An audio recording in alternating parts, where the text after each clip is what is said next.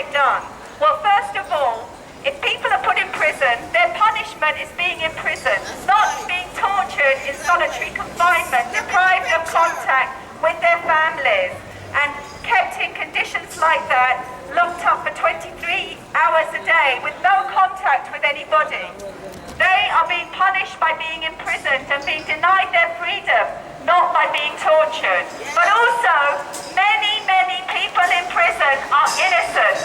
And one of the most extreme ways that we have found that out is that people who have been on death row for years and years and years are then being exonerated. They have done research recently, which is being published and publicized through a film, that of all the people who were executed, 1 in 10 are not guilty and were then exonerated. The people on death row, 1 in 10 were exonerated. That shows that with how bad and how widespread miscarriages of justice are. And that is something we should remember when we decide that prisoners deserve everything they get, because they don't.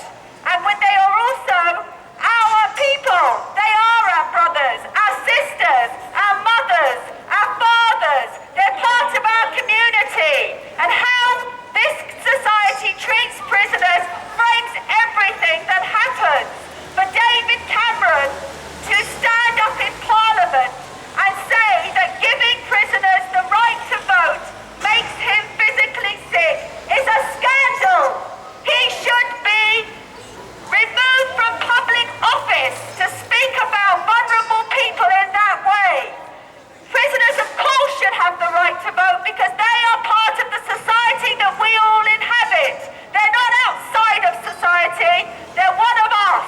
And as Sarah said, any one of us at any time could also be locked up.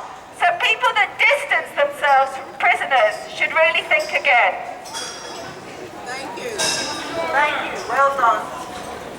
Okay, we're going to hear a little bit about what's happening to people detained in Sri Lanka.